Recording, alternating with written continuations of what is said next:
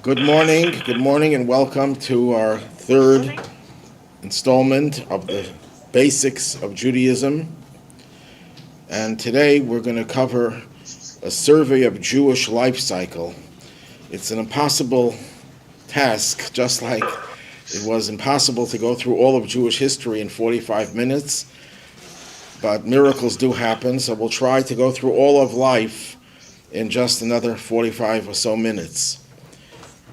So we start Jewish life not with birth, because according to Jewish tradition, although it wasn't always an accepted tradition and a known tradition, but later on it was established when the teachings of Kabbalah were popularized, that the idea of reincarnation was an integral part of Jewish belief. So that really, when we are born, or even when we are conceived, it's not the beginning, because our soul, in most cases, most people, overwhelmingly, are recycled souls. You know, God is very much into the environment, so he's recycling souls. Why there's a need for recycling, why the soul comes down again, I'm just going to mention it briefly, that when a soul comes down into this world and has not fulfilled its mission, the soul might have to come down again to accomplish that which it missed the first time around. Now, when the person leaves this world and their soul is soiled by all the negative things that we do, the soul has to go through a cleansing process. That's the Gehenna, the Jewish equivalent of hell, where it's a cleansing, purification process. But sometimes that's not enough, or sometimes that's not the right approach. Because even if you're a very holy person and you don't have any dirt on your soul, you may have not fulfilled your mission, which is a subject that we won't go into right now. So you come down again, and when you're born, you carry with you some of the inspiration, some of the energy, spiritual energy that is, that you accumulated when your soul was here previously, whether it was here once before or twice before or so on. So when you're born, you're really not the age that you think you are. Everyone is familiar with the Haggadah that we recite the night of Passover. And you might remember that Rabbi ben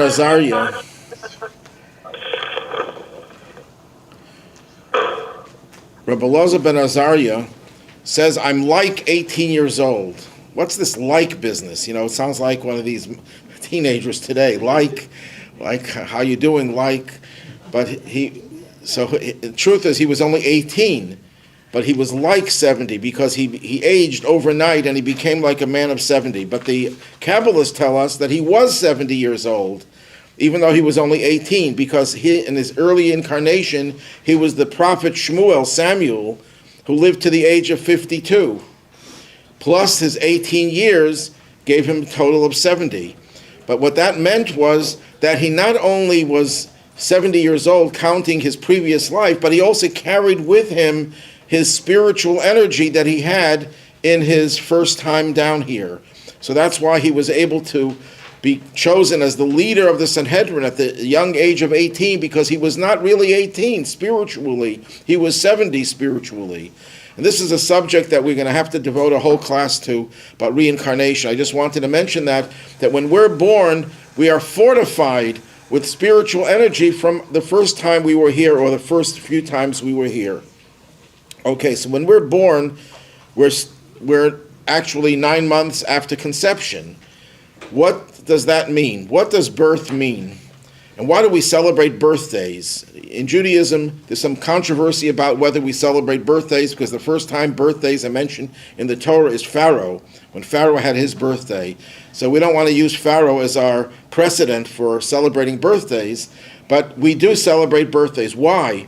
What is the significance of a birthday? If life begins at conception, in some form, we're not going to go into the whole subject right now, that's for another time, but when you're conceived, that's when in a certain sense, your life has begun. But as long as you're still in your mother's womb, you are given everything. You don't accomplish a thing on your own.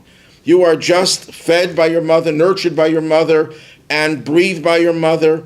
Everything about you is what was given to you. But that's not what life is all about. Life is about what you do, what we do, how I add to that which was given to me. And every birthday, we remind ourselves of that yes, right now, I'm 39 years old. But that's nothing, because those 39 years are already here. That's a given. I already have those 39 years. Now I have to work to start all over again. Every birthday, you're starting all over again. You're building on what you already have, on your reservoir of spiritual accomplishments and energy, and now you add more. That's what birth is all about. So the question is, when does life begin, is a very, it's a hard question to really give an answer, because what do you mean by life? Life comes in many stages and many different periods. Conception is one form of life. After 40 days, the Talmud says it's another development. After the first trimester, second trimester, and then birth. There are all these different stages, but you're not really fully alive when you're born. You don't have all of your soul's energy until you're bat or bar mitzvah. So when does life begin? At bar mitzvah. But you're not really fully alive until you get married, because that's when you meet your other half, the other half of your soul. But you're not really fully alive until you're challenging the world to change the world. And you're not really fully alive until the day you die, because that's when you fulfilled your mission, and that's when you could say, I'm really alive. I really made a difference in this world. So where does life begin? It depends which stage of life you're talking about.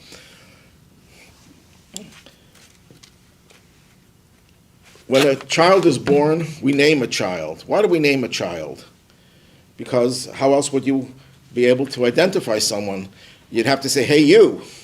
And if there are 5 people, everyone would turn around. So you have to call a person by their name. No, that's not the reason why we name someone. Yes, that's a benefit of naming, of course. It makes life a little bit easier. But naming is called a prophecy. When a parent names a child, it's a little prophecy. What does that mean? It means that the name is associated with your soul. Your Hebrew name, your Jewish name, is connected to your soul. That's why it's important that everyone should have a Jewish name, because that reflects and connects your soul to your body. And if a person, for example, person faints, and the connection between soul and body is tenuous, one of the ways to revive a person, if other things don't work, is to whisper their Hebrew name, their Jewish name in their ear. And that will, just like if a wire is not connecting, you have to jiggle the wire a little bit, and then it starts working. Same thing over here also. When a person's soul is not connecting to the body the way it should be, you jiggle the soul by calling it by its name. So naming a child is very important. When do you name a child?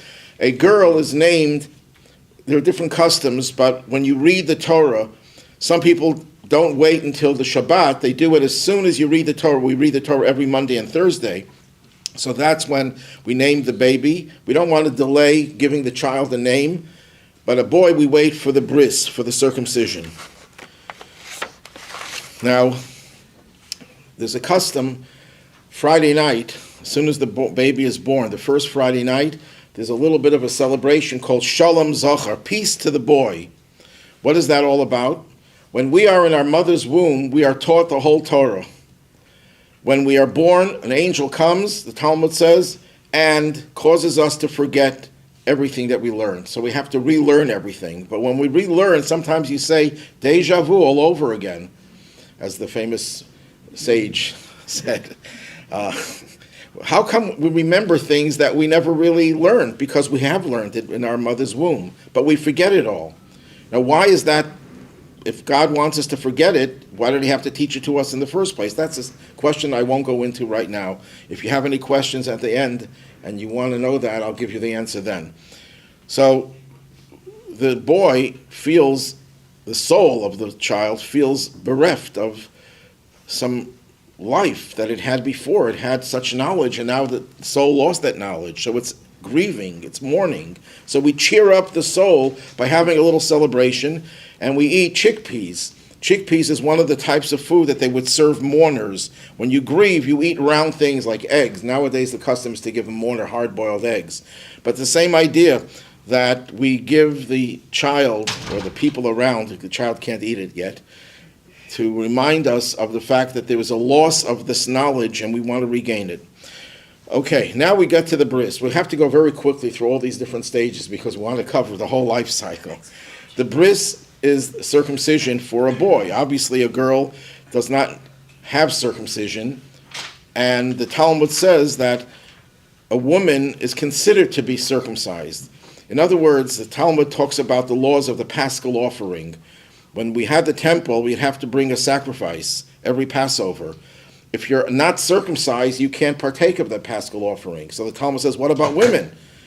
Could women not partake of the Paschal offering? And the Talmud says, no, they can, because women are considered circumcised without having to go through the surgical process. God created them already in a state where they are perfected at birth. Males have to have rough edges that have to be removed, and circumcision is one way of removing the rough edges. Why do we do circumcision? And we do it on the 8th day. Yes? You make this statement. Okay, what's the basis for that statement about between men and women, and that's the reason for the bris and not for a woman? It's in many Torah books. It's not my own idea. That women are more spiritually, naturally spiritual. Men have to accomplish that through external things like circumcision. They have to put on tefillin. We're going to, and many other things. They have to pray with a minyan. They need 10 people. Women don't need this. Women don't need that. No. But yet they still want it. That's nice that they want it, but they don't need it. Wanting to be more holy is not a bad thing. So is it wrong? I mean, so is it wrong for a woman to put on tefillin? Okay, that's a separate question. If we have time, I'll talk later, because we have to go through a whole life cycle. Oh, sorry. And that'll if you want to ask it after the class is over. Right. Yeah. Okay, what is the idea of a bris? The word bris means covenant. What is the idea of a covenant? A covenant means where two parties have a relationship, but who knows how long that relationship will last. Now we're in good terms.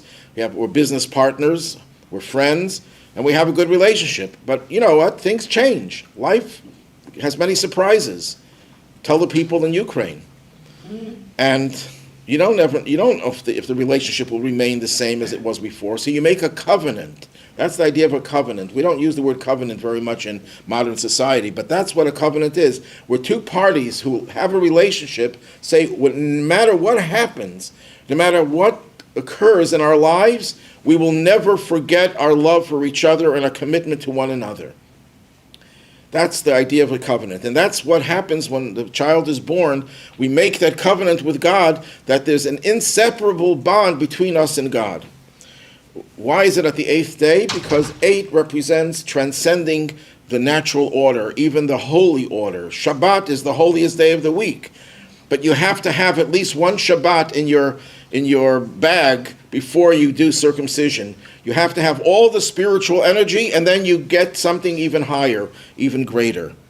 Maimonides says that circumcision is intended to weaken or diminish the male sexual desires, to curb a man's desire. But that's only one explanation. The other explanation is that the circumcision is there to uncover the spiritual energy of the soul, because when the soul enters the body sometimes obscures the soul's feelings. Circumcision enables us to reveal those feelings. Now, who does the circumcision? I think it's important to mention. He's called a mohel.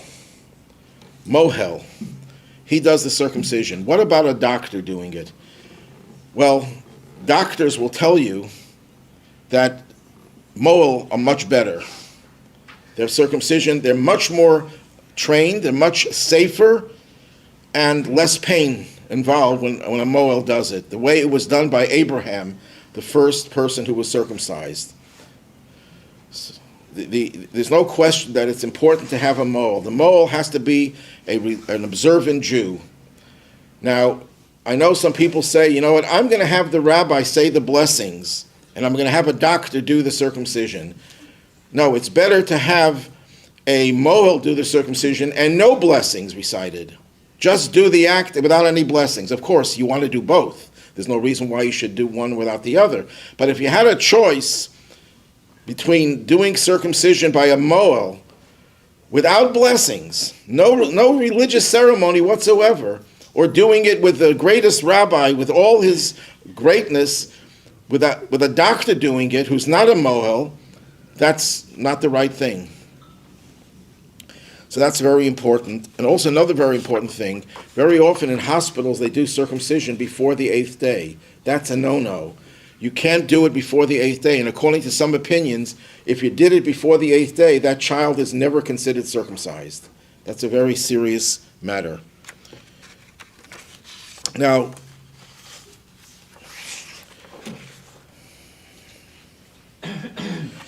what about delaying a bris? You know, it's more convenient to have a bris on Sunday. No, you can't do that. It has to be at the 8th day. Unless there's a health concern, then you're obligated to postpone it until the baby is healthy. And then you do it as soon as the baby is ready to do it, whether it's a Sunday, whether it's a Wednesday, that you can't schedule a bris. It has to be at the 8th day or whenever the baby is ready.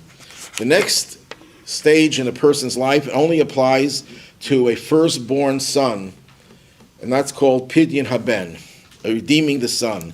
If the father or the mother is a Kohen or a Levi, no pidyon haben. If the baby was born by C-section, no pidyon haben. If the mother had a miscarriage before, and this is not the opening of the womb, no pidyon haben. So it doesn't happen very often. I can't think of how many times it happened in my family. We had a few pidyon haben. It's not a pigeon haben, by the way. It's pidyon haben. No pigeons involved. Oh, of course. A pidyon haben is where we take the firstborn child and we have a ceremony with a Kohen who owns the child. Well, God owns the child. Why the firstborn? Because the firstborn Jews were spared when God smote, I love to use that word smote the Egyptian firstborn. And he spared the Jewish firstborn. So we have to show indebtedness to God. The firstborn are God's children more than anyone else. We're all God's children, but the firstborn are even more indebted. So what do? It's God's child, and God doesn't need our child in his world, so he gives it to the people who serve God, the Kohen. And therefore we tell the Kohen says to the father, what would you prefer? Would you prefer your child, or would you prefer the 5 silver shekel? And hopefully the father says, I prefer the child, and he gives the Kohen the 5 silver shekel, and the child is redeemed. Of course, there's a lot more to that, but we're going through it very quickly. This is just the basics. At the age of 3, 2 things happen, for a boy and for a girl. When a boy is 3, he gets his first haircut. We have a custom. It's not a law. It's a custom that you don't cut the hair of a boy until the age of 3. It reminds us of the law in the Torah that a tree that bears fruit, one cannot use the fruit for 3 years. First 3 years of the tree bearing fruit is forbidden. But when you come into the 4th year, the fruit in Israel becomes holy. So when the child is 3, that's the first 3 years we don't use the hair, we don't cut the hair, and then we dedicate the child in a way to God. And we cut the hair and we leave payas, the sideburns. According to Jewish law, according to the Torah, we're not allowed to shave the sideburns. How long they have to be are different customs, but they have to have a basic length. And that's the first initiation of the child into Jewish education. And then that's followed by teaching the child different biblical verses, Torah, Tzivo, Lanu, Moshe, Shema Yisrael. The different very basic verses are taught to the child after the age of 3. Now, girls don't have this custom of not cutting their hair until they're 3. But they do have, this is a more contemporary custom, the Rabbi instituted that young girls should start lighting Shabbat candles at least from the age of 3. If they're more mature, they can even start earlier, but at least from the age of 3, in addition to their mother lighting, the children should also light 1 candle. And that custom has become a very widespread custom. Yes? Rabbi, I just have a quick question. Is it true, someone told me that this custom is only for Ashkenazi Jews? Or No. Well, there are some communities who don't have that custom, who don't have women light. I'm sorry, I mean Upsharonish. Oh, okay. You're right. Sephardic Jews don't have that custom of the first haircut, but I think it's becoming even accepted by Sephardic Jews now. I can't say for sure, but I think so. Is that just like a made-up tradition, or? It's a custom. It's a custom. Yeah, customs are part of Judaism. There are the laws of Judaism, and then there are customs. But once a custom becomes accepted in a community, assuming that it's a positive custom, if you have a community of bank robbers, it doesn't become a part of Judaism. But if it's a positive custom, then it becomes law. So for Jews who have that custom, this is law for them. Is this an old custom or relatively new? Oh, it's pretty old. It's pretty old, yeah. Yes? Well, up until about 200 years ago, men wore their hair in ponytails. Wore long hair. Not Jewish men. No, Jewish men, except if you were a Nazir. If you were a Nazir, you made a special vow, you weren't allowed to cut your hair. For everybody. Not for Jewish men, no. No, Jewish men did not have long hair. No? I'm sure there were some who did, just like today there are Jews who do a lot of things that are not consistent with Judaism, but that was not the custom. In fact, the Kohen had to take a haircut regularly, otherwise he would be considered violating the dignity of the temple. It was considered to be undignified for a man to have long hair, except the case of the Nazir. So then, What about Samson? he was a Nazir. That was a special category where a person takes a vow where they don't drink wine, they don't cut their hair until after the period is over. Then they're supposed to cut their hair, except for Shimshon, who was a Nazir for life. From your father or your mother? Your father, yes. Okay, now the child undergoes education, Jewish education. You often hear people say, you know what, I'm not going to tell my children about religion because I want them to make a choice. When they're 18 years old and whenever they're old and mature enough, I'm then going to expose them to Judaism or to religion in general. And that's such a distorted way of thinking, because by not exposing them to Judaism, you are educating them that Judaism is not important. And you're giving them 18 years of education, of reinforcing how Judaism is a meaningless thing for them, that it's not important enough. Because everything that's important, the parent will teach the child or provide for the children's education. And if Judaism is not part of it, then you're training the child, you're educating the child to be godless, to be without religion, without real meaning in life. And who knows how many problems that crop up later in life are based on the fact that the child never got the foundation. Remember, we spoke about how Judaism has a foundation, and then we build a structure. Well, the foundation is created when you're young. Now, after the Jewish education, we have what is called Bat and Bar Mitzvah. Bat Mitzvah, contrary to the American distortion of it, occurs at the age of 12, not 13. A woman becomes Bat Mitzvah when she's 12, a boy at the age of 13. The Talmud says, why? Because greater understanding was endowed to women. Women are smarter in certain ways than men by nature, and they mature faster, and therefore they are considered to be responsible for their behavior at the age of 12, and the boy can wait another year and behave the way boys behave until he's 13. I'm only kidding about that. We have to educate them even before they're bar and bat mitzvah. But the word bat mitzvah or bar mitzvah doesn't exist in the Jewish lexicon. It's not a verb. You're not bar mitzvah. I know people who say, I'm 80 years old and I was never bar mitzvahed. No, if you're 80 years old, you must have been 13 years old at one point. Well, I haven't found 80-year-olds who were never 13. When you're 13, you could be sleeping the whole day. You become a bar mitzvah. You are now a young adult who has the obligation to do mitzvahs, to fulfill the commandments. Or when you're 12, for a girl, she becomes bat mitzvah. The ceremony is not what makes you bar mitzvah. Yes, you had a question.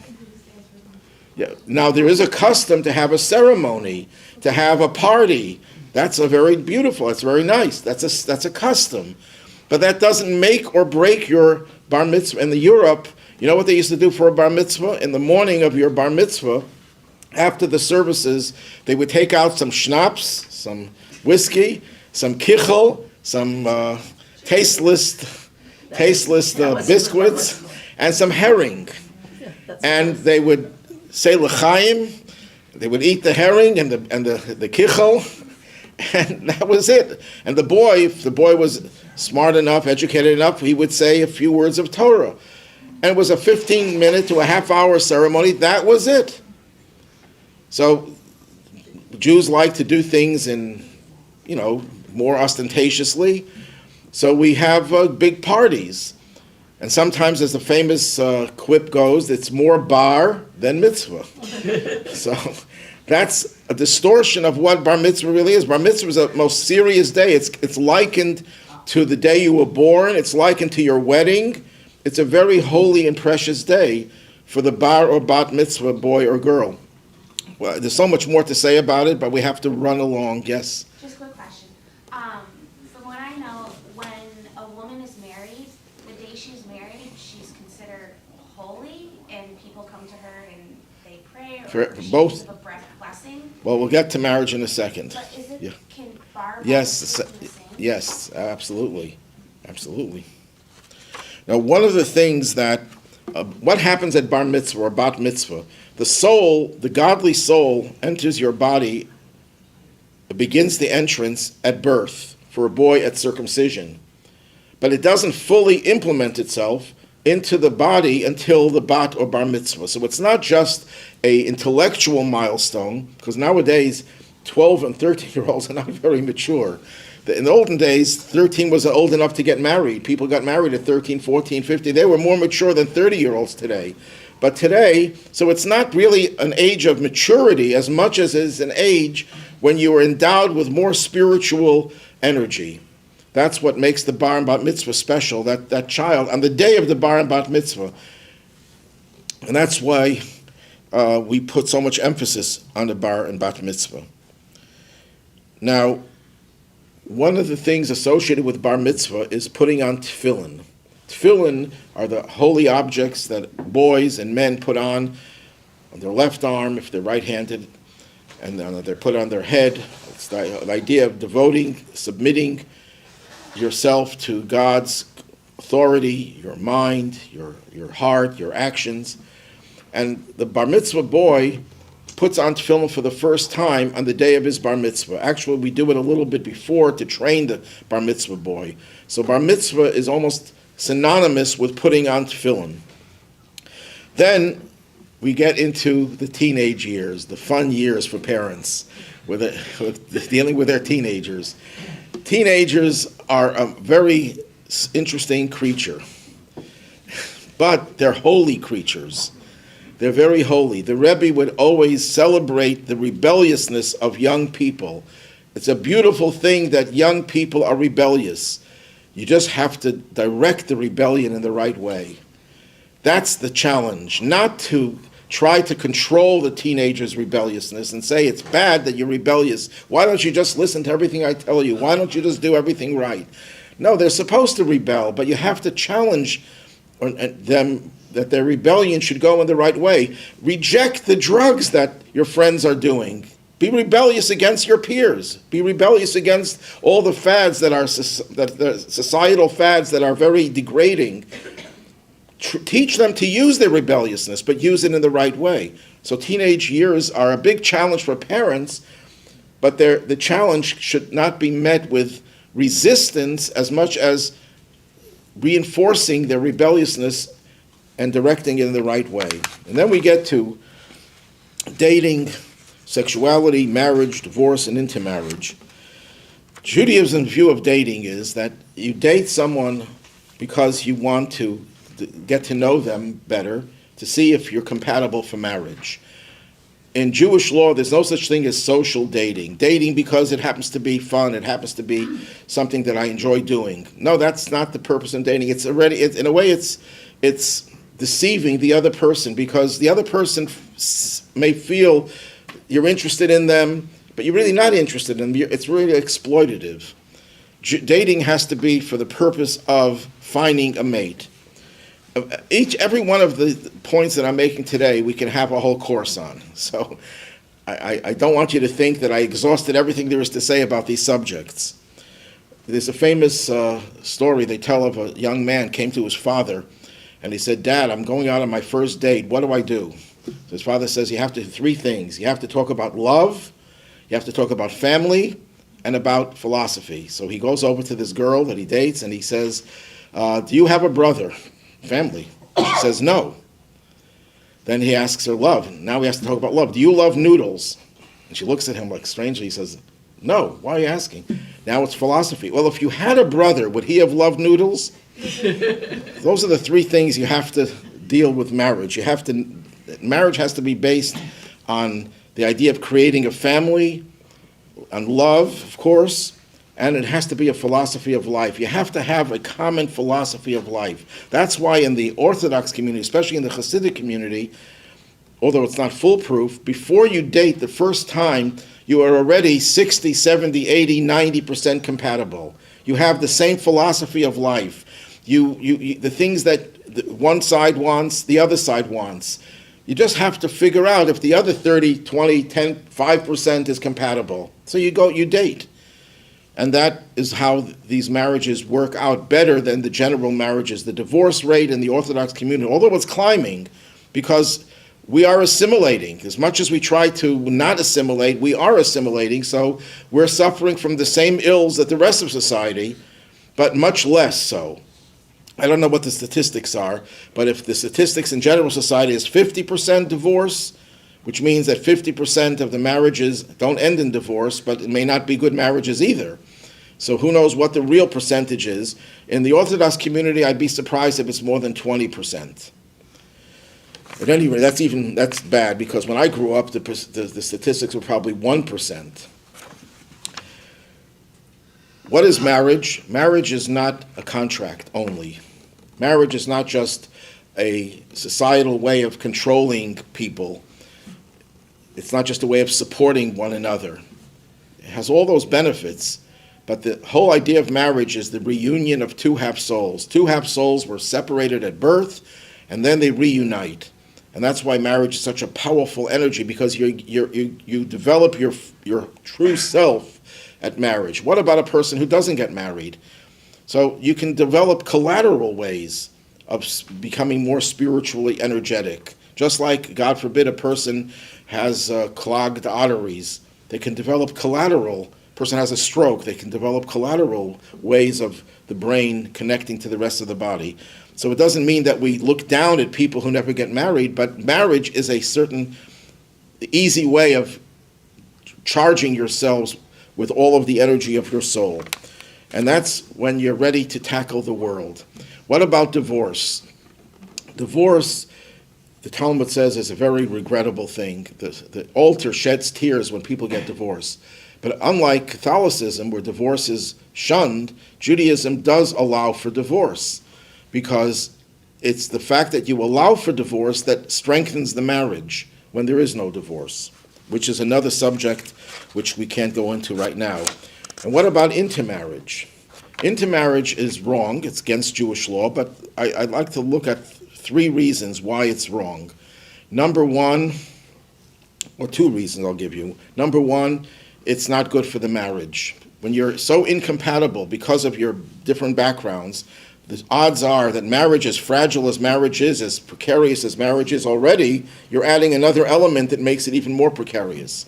But the main reason why intermarriage is wrong is because marriage is the reunion of two half souls. Those two half souls were together before you were born, and now you're reclaiming them.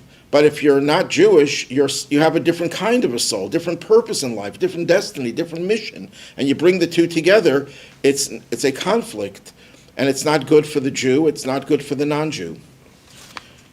And then we get to middle age. Middle age, if you look at the human being as a tree, which is what the Torah says about a human being, we start off with roots, we develop a trunk. Middle age is the branches and the fruits. That's the most productive time of our lives. And it's also the most troublesome in many people. There's a lot of anxiety, midlife crisis. Why is there a midlife crisis when you're in the most productive part of your life? You know, you have the person who makes it economically, is rich, has a nice family, has good friends, has many vacations, has a yacht, and yet they're depressed. Why are they depressed? Because that's the part of their life when they realize that, you know what? The soul realizes. The body doesn't realize it. The conscious mind just reacts to the soul. But what does the soul feel? He says, have I fulfilled the purpose for which I was created? God didn't create me in order to have a yacht. Nothing wrong with having a yacht unless you're a Russian oligarch. They're taking all their yachts away. But there's nothing wrong with a person having an affluent lifestyle. We don't shun that. But that's your goal, that's the end of your life, that's the objective. If that's how you feel, then the soul is getting very nervous, very agitated, because it's not getting what it was supposed to be getting. The soul was here to fulfill its purpose, its mission, to make the world a godly place, and the soul is not doing that. Its energy is being diverted. So you start feeling anxious. So you think, oh, you know why? Because I don't have enough, I buy myself a new sports car. That will make me feel better. So it drowns out the anxiety a little bit. But the anxiety is always there, especially in the mid-age. There's a famous story. The Alter Rebbe, the first Chabad Rebbe, was in prison, charged with treason, that he tried to overthrow the Tsar.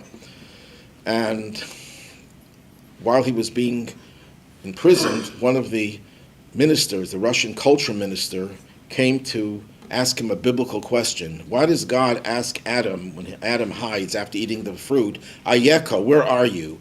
Didn't God know where he is? And his answer was that God comes to every one of us and says, Ayeka, where are you? What have you achieved in terms of your life's purpose? Have you fulfilled? You're so many years old, and did you live your life in accordance with my plan, or did you just squander your life? And that's the challenge that we all have throughout our lives, but especially in middle age, that's when the challenge is most pronounced. And then we get to the most beautiful part of a person's life, which is old age, which our society is guilty of the worst kind of discrimination. You know, everyone knows racism is wrong. Everyone knows that anti-Semitism is wrong. Everyone knows that all these different bigoted ideas are wrong. But you know what? Most of society suffers from ageism. Ageism is a much more, I think, ubiquitous and often not noticed. We assume that a person in their old age is useless. And many people feel that way about themselves. They're made to feel that way. People are forced into retirement. Now, there's nothing wrong with retirement if you're not capable of working, obviously. But people shouldn't be forced into retirement because there's a certain beauty to seniority, to old age. The Torah tells you have to stand up when you see an older person. You have to show respect. And the Talmud says, what about if the old person is an old geezer? You know, it doesn't have anything to brag about, not scholarly, not in any way, nothing special.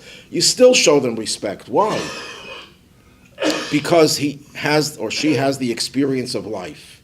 There's something that the experience of life contributes to a person that no PhD program could give you. And that's why we have to show respect to a senior citizen. The Talmud says that when an old rabbi, because of his infirmity, forgets his knowledge, you still treat him with tremendous respect. Why? Because when the tablets were put in the ark, what happened to the shattered tablets? Moses shattered the tablets. They were placed in the ark with the whole tablets. they're both equal. The senior citizen who loses his ability to teach, to learn, to function, is still a holy person and has something that young people don't have. Our society has lost its mind when the way it treats older people. Yes. Is that the reason they put torn prayer books and things with caskets? Is that the reason? I don't know if that's the reason. That is something that you're supposed to bury worn out Torah books, prayer books. And if the person is a righteous person, it shouldn't be done for every funeral. It should only be done for people who are known for their righteousness. Otherwise, it's not respect for the books, it's not respect for the person. And it shouldn't be, I remember I was at a funeral, and the undertaker was taking brand new books and trying to throw them into the grave, and I grabbed them, and I kept them. Because somehow the person who died had those books, and they had no use for them, or the children had no use. So they thought you're supposed to bury it. It's a disgrace to bury a Jewish book. Yeah, but when It's you're talking only done about if it's... breaking up the first two tablets. No, it could be. I don't know. I have to look it up. But it could be. You may be right. Maybe that's the reason that the shattered tablets placed. In other words, you're right that it doesn't lose its holiness just because it's ripped, just because it's worn out. That's true.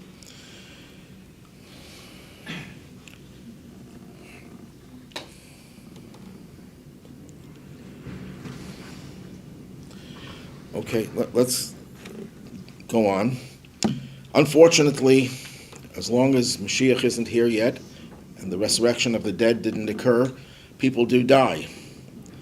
And death is often viewed as the end of things. Only memories are left. I get very upset when I hear rabbis saying that the memories will always remain here. That's absolutely false. Why are you giving people false hope? Memory doesn't remain forever. Most people, you go to the cemetery here, do you know all the people there? Does anyone know the people? People are dead 150 years. Most cemeteries are filled with tens of thousands of people. We don't have memories. They live on, not their memories. Their souls live on forever. A soul never dies. The soul that enters the body at birth and stays within you as long as we're alive, leaves us at death, separates from the body, but the soul lives on. And we have to nurture that soul, the relationship that we have with that soul. That's why we say Kaddish. That's why we observe the laws of Shiva. That's why we do things in order to, yes, some of it is to comfort the mourners. That's part of it. But it's also to connect with that soul of that loved one. And it's also very important, and I want to emphasize this over and over again, that there are laws that govern the person's death. Number one, when a person dies, we have to treat the body with respect and dignity. The body is like a temple, a sanctuary, in which the soul would dwell. So we're not allowed to do anything to the body that shows disrespect to the body. The worst thing that a person could do to their body is to cremate it. Cremation is one of the worst possible sins when it comes to the treatment of the dead, because it's a repudiation of the belief that the dead will come back to life, that the body has no value. Judaism says the body has value. Yes, there are religions who believe the body has no value. It's like wearing a garment, they say. When the garment gets worn out, what do you do with it? You throw it out. You destroy it. You don't need the garment anymore. And they're right. Once the garment gets ripped and torn out and worn out, you can throw the garment away. But the body is not just a garment. The body has holiness. And we're not allowed to treat the body disrespectfully. And the greatest disrespect you can treat a body is to cremate it. And why do we have to do the same thing that the worst, most evil people in history did to our bodies? The Nazis cremated us. Why would Jews want to cremate now? And it's a sin that rabbis are encouraging it. And I'm not going to mince words, that this is a terrible, terrible disgrace that a person dies, and you know what? Cremation is a disgusting process. You don't even know if you're getting the ashes of your loved one. They mix it with other things. It's terrible for the environment. There's nothing redeeming. It's just cheaper. Just cheaper. And that's something, the reason I'm speaking so strongly about it, because I know people here, know people who are thinking of cremation. And I think the influence, if you can influence them against it, it would be a great mitzvah. What does dust to dust, ashes to ashes mean then? Because, Yes, we go to dust. The body decomposes. That's what it says. You come from dust, and you will return to dust. And that's the process. The part of the decomposing of the body is part of the purification of the soul. The soul benefits from that. Now, it says that righteous people, very holy people, their bodies don't decompose because they don't need the purification process. And we know this from many eyewitnesses, where the previous Lubavitcher Rebbe's father, the fifth Chabad Rebbe, was buried in a city in Russia, Rostov. And when the Nazis were coming, they had to relocate the body to another place because they knew the cemetery would be desecrated. When they opened up the coffin, I don't know if it was in a coffin, but it was in shrouds. This was 20 plus years after his passing. The body and the shrouds were completely intact. No deterioration, no decomposition at all, nothing. And I know many other stories like this of other great people. So, but most people, it's a good thing for their bodies to decompose. That's why we try not to put the body in those cases. I know they do it in some cemeteries. They put in these vaults. That's not a kosher way of doing it. Even if you have no choice, because the government requires it, which I don't think is true, you make a hole in it so that the body is touching the ground. You want the body to come in contact with the ground. Now, I heard someone say that you can use a mausoleum. Actually, today I heard that. And the patriarchs were buried in mausoleums. That's absolutely false. Patriarchs were buried in caves. Caves are not mausoleums. They're above ground. Yes, that's true, but they're part of the earth. They're in the earth. in Israel, don't they bury on top of the ground? I see that. Those are mausoleums. No, the people are buried in the ground and they're covered up with the earth. Oh, and then they put the cement. Oh, that's a tombstone. That's just a tombstone. No, she means like in New Orleans, like they're raised up above the ground and there's a slab of concrete above, on top of the encasement. Yeah, that's a mausoleum. That's a mausoleum, yeah. Oh. It has to be in the ground or in a cave, but there are no caves in our places, yes. You mentioned in a previous class something about that sometimes when you're born, like you get a piece of a soul, you don't get a whole soul. Well, the soul enters the body in a incremental fashion. The soul becomes fully invested in the body at the time of bar or bat mitzvah, but your soul is still half until marriage is the other half of your soul. In biblical times, Yes, we have someone on Zoom. We'll take a Zoomie for we'll get back to you. Yes? Hi, Rabbi. I was just wondering if you could just repeat people's questions Okay, I'm before sorry. you answer. I'm sorry. Thank you I'll so try much. that, yes. in biblical times, didn't they, after a certain period, when the flesh is gone, take the bones and put them in those little boxes? In biblical period, In the question was that they, in biblical times, that they take the bones. After the person, they would take the bones and then bury them, just the bones in a little casket, in a stone casket. I'm not familiar with that. The question was if they took the bones and after the person decomposed and then put in a small casket. I'm not familiar with that. I don't know. I don't know. So what happens after death? The body and the soul separate, and the soul goes into another domain, a spiritual domain, and that domain consists of two general locations. One is what people call hell, but Judaism views hell as a purification process. It's like you take your dirty laundry and you put it in the washing machine, and it's pretty hot and it's painful for the laundry. If you would be in the laundry's position, it wouldn't be very comfortable. But it's a cleansing process.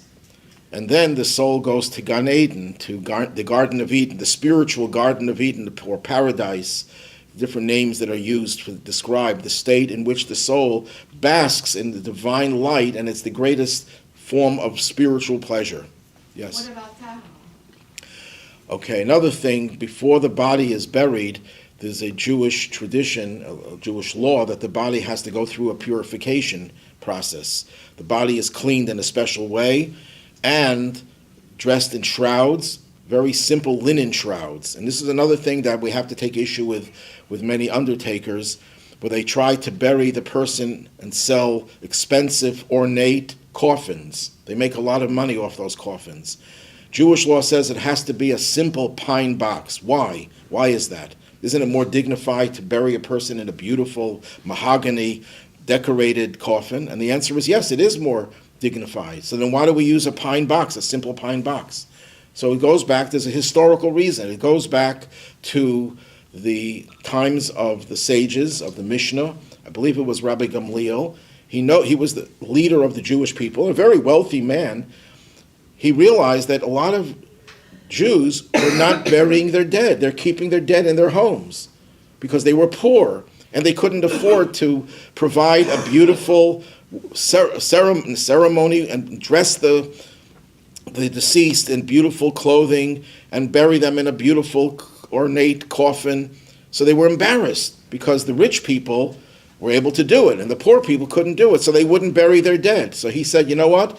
From now on, nobody uses anything ornate to bury. You bury in the simplest possible way. Simple white linen shrouds. No clothing that you wore when you were alive. Nothing like that. That's all out. And I'm surprised that people whose Judaism consists of let's be sensitive to the poor and the needy have not picked up on this. This is purely, it's not a spiritual reason. Maybe there are spiritual reasons behind the scenes that I don't know.